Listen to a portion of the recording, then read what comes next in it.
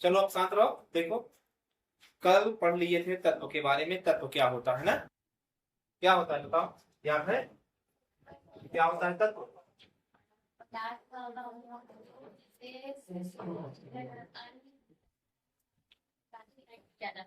वो बताओ क्या होता है तत्व?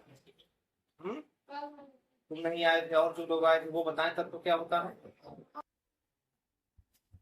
यौगिक,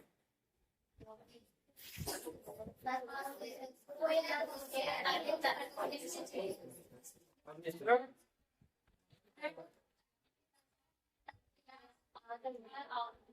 याद नहीं हो रहा है किसी को?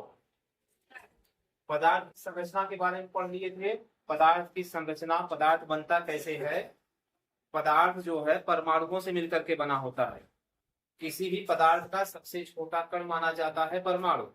परमाणु जब मिलते हैं तो अणु बनता है। अणुओं के मिलने से तत्व बनते हैं, ठीक है ना। और अलग अलग तरह के तत्व या एक ही प्रकार के तत्व मिल करके फिर पदार्थ का निर्माण करते हैं, ठीक। और इसके बाद हमने देखा था रसायन की भाषा, लैंग्वेज ऑफ केमिस्ट्री। इसमें क्या होता है कि अभी तक वैज्ञानिकों द्वारा अलग अलग प्रकार के तत्वों की खोज की जा चुकी है, जिसमें से 118 से ज्यादा तत्व खोजे जा चुके हैं, है ना। अब इन 118 तत्वों से मिल करके अलग अलग प्रकार के पदार्थ बनते हैं। अनगिनत पदार्थ बनाए जा चुके हैं। और सभी पदार्थ कोई निश्चित अनुपात में है, कोई निश्चित अनुपात में नहीं है। लेकिन जो निश्चित अनुपात है मतलब यौगिक, यौगिक इतने सारे बन चुके हैं कि सभी यौगिकों की पहचान करना, उनका नाम लिखना अगर पुरानी परिपाटी से चला जाता है, यानी कि अगर किसी तत्व का सीधा सीधा नाम हम लिखते तो यौगिक को लिखने और यौगिक को पहचानने के लिए जब उनका नाम लिखा जाता, जैसे कोई यौगिक 3 तत्वों से मिलकर के बना है, 4 तत्वों से मिलकर के बना है, समझ गए ना। तो अलग अलग तत्वों से अगर मिल करके बना है तो यौगिक का नाम बड़ा मुश्किल हो जाता था लिखना और पहचानना। इसलिए वैज्ञानिकों ने धीरे धीरे ये प्रथा विकसित की, प्रणाली विकसित की, जिसमें तत्वों का नाम लिखना और पहचानना आसान हो गया, ठीक। किसने की थी? जे बर्जीलियस ने। उन्होंने बताया कि हमें तत्वों को लिखने और पहचानने के लिए क्या करना पड़ेगा। उन्होंने ये परिपाटी दी। एक वैज्ञानिक थे डाल्टन। डाल्टन ने बताया कि हम तत्वों को इस संकेत से लिखेंगे। अलग अलग तत्वों के लिए ये संकेत उन्होंने दिया। लेकिन जब तत्वों की संख्या बढ़ने लगी तब यह संकेत मुश्किल हो गए समझना और लिखने में, ये ठीक है ना, लिखने में अप्रयुक्त तो हो गए ये। फिर जे बर्जीलियस थे, उन्होंने ये परिपाटी बनाई लिखने की तत्वों के नाम, ठीक। तत्व का जो अंग्रेजी का पहला अक्षर होता है वो अक्षर तत्व का संकेत बन गया, प्रतीक बन गया। और कुछ तत्वों के लैटिन नाम से उनका संकेत बना दिया गया, प्रतीक बना दिया गया, ठीक है ना। अब यही चल रहा है वर्तमान में। जे बर्जीलियस के द्वारा सुझाई गई पद्धति पर ही हम तत्व का नामकरण करते हैं। जब हमें तत्व का नाम मिल जाएगा तो तत्व के नाम से हम यौगिक का नाम भी लिख सकते हैं। अब हम आगे देखते हैं। अब प्रतीक जान गए ना, प्रतीक की जरूरत क्यों पड़ी। प्रतीक माने चिन्ह, पहचान, इसकी जरूरत क्यों पड़ी बताओ, क्यों पड़ी जरूरत। तत्वों की आसान पहचान, लिखने की सुविधा, और यौगिक जब बनेगा तो यौगिकों के नाम हम आसानी से लिख सकें और पहचान सके, इसलिए हमें तत्वों के प्रतीक लिखने की जरूरत पड़ी, ठीक है ना। अब चलो, तत्वों का प्रतीक लिखना तो हम सीख गए। प्रतीक कैसे लिखेंगे?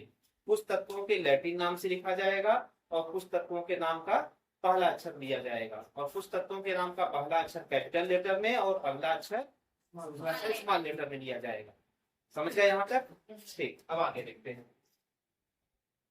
आगे देखते हैं प्रतीक का महत्व। ये जो हम तत्वों का प्रतीक लिखना सीखे हैं, इसका महत्व क्या है, इससे फायदा क्या हो रहा है। तत्व का जो संकेत हमने लिखा, प्रतीक लिखा, इससे फायदा क्या हो रहा है हमारा। देखो, जब हम किसी तत्व को संकेत रूप में लिखते हैं, ठीक है ना, किसी तत्व को जब हम संकेत रूप में लिखते हैं उससे हमें दो बातें पता चलती हैं। जैसे ही हम किसी तत्व का संकेत प्रतीक लिखे तो हमें उससे दो बातें तुरंत मालूम हो जाती हैं एक ही प्रतीक से, कि तत्व का नाम पता चल जाता है। जैसे ही हमने संकेत लिखा हमें तत्व का नाम पता चल जाएगा उस संकेत से, ठीक। और तत्व के एक परमाणु की जानकारी मिल जाती है। जब हम संकेत लिखते हैं, प्रतीक लिखते हैं, तो हमें यह पता चलता है कि ये किस तत्व का है, कौन सा तत्व है, इस तत्व का एक परमाणु। जैसे हाइड्रोजन के प्रतीक को हम यच लिखते हैं, तो जहां पर यच लिखा रहेगा तो हम समझ जाएंगे ये हाइड्रोजन का एक परमाणु है, ये हाइड्रोजन का एक परमाणु है, ठीक है ना। अगर कहीं ओ लिखा है तो ऑक्सीजन का एक परमाणु है, अगर कहीं Cl लिखा है तो क्लोरीन का एक परमाणु है, ठीक है ना, समझ गए। इस तरह से तत्व के प्रतीक से हमें दो बातें तुरंत पता चल जाती हैं, ठीक, बात समझ गए ना। तो ये है प्रतीक का महत्व। प्रतीक से हमें दो बातें तुरंत मालूम हो जा रही हैं, यही तत्वों के प्रतीक का महत्व है, फायदा है, ठीक। अब देखो अगला है रासायनिक सूत्र। ये क्या होता है, तत्व के जो अणु होते हैं, ठीक है ना, तत्व के अणु जो होते हैं एक ही परमाणु से बने होते हैं, याद है कि नहीं। तत्व के जो अणु होते हैं वो एक ही प्रकार के परमाणु से बने होते हैं, और यौगिक के अणु अलग अलग तत्वों के परमाणु से बने होते हैं, समझ गए ना। तत्व का मतलब तुम ऐसे समझो एकदम प्योर शुद्ध, समझे ना। तत्व का मतलब एकदम शुद्ध, कोई मिलावट नहीं। तत्व का मतलब कोई मिलावट नहीं, एकदम शुद्ध, उसमें एक ही प्रकार के परमाणु होंगे, ठीक है ना।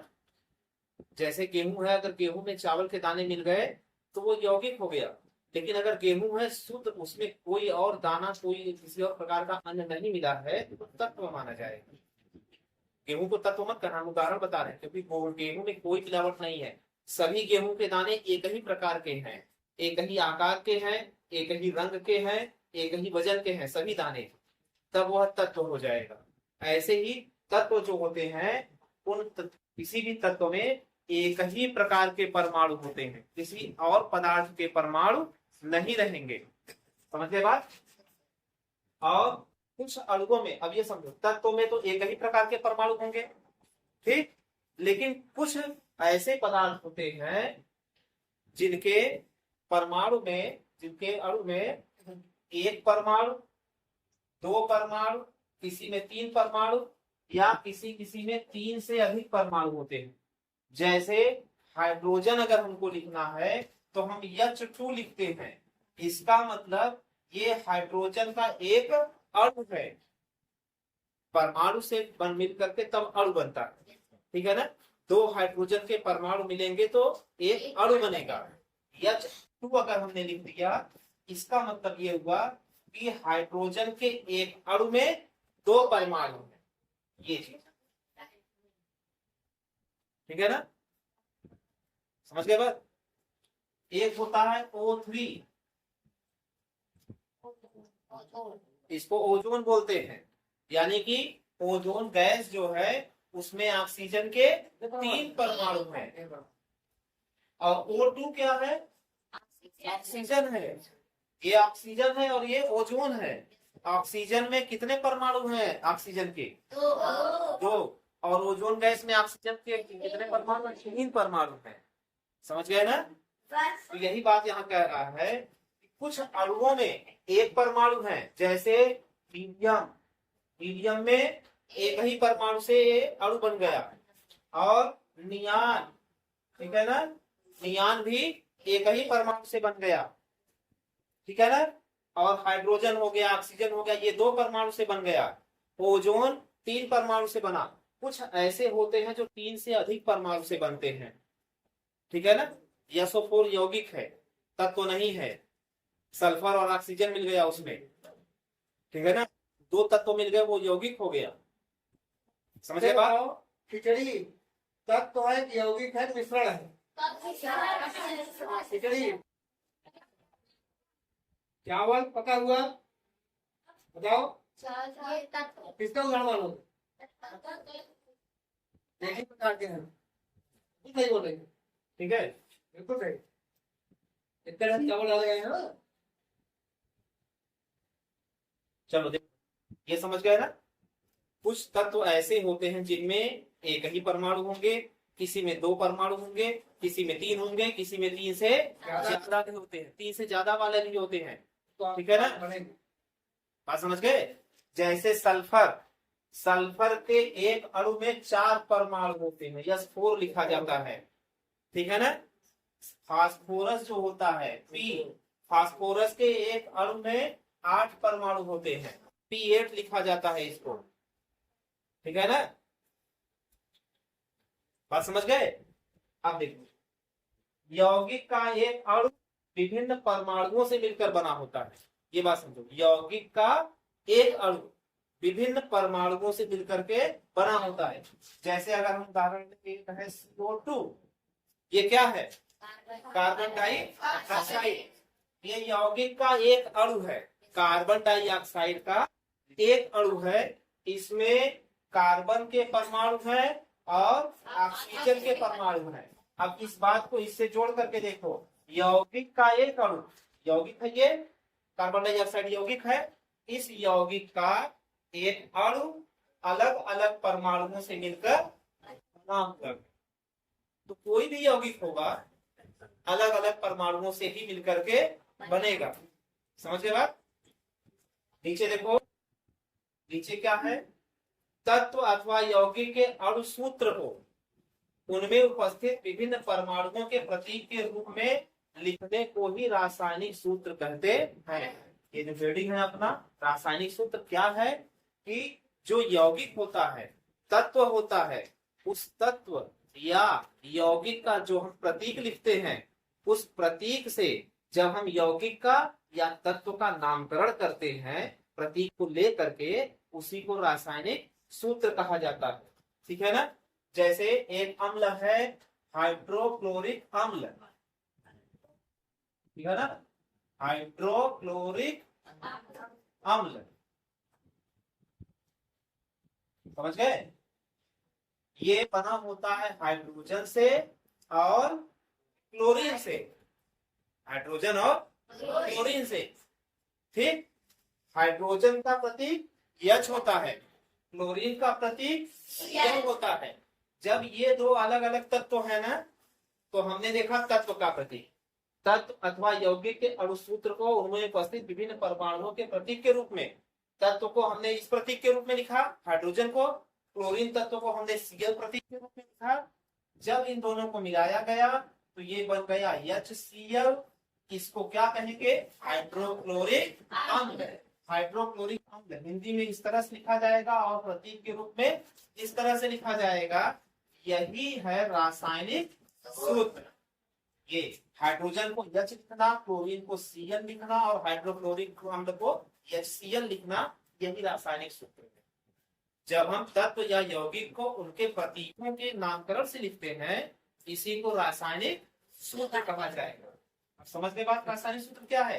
किसी भी प्रकार का तत्व होगा, किसी भी प्रकार का यौगिक होगा, जब हम उनके संकेत प्रतीक के नाम से लिख देते हैं, वही रासायनिक सूत्र कहा जाएगा।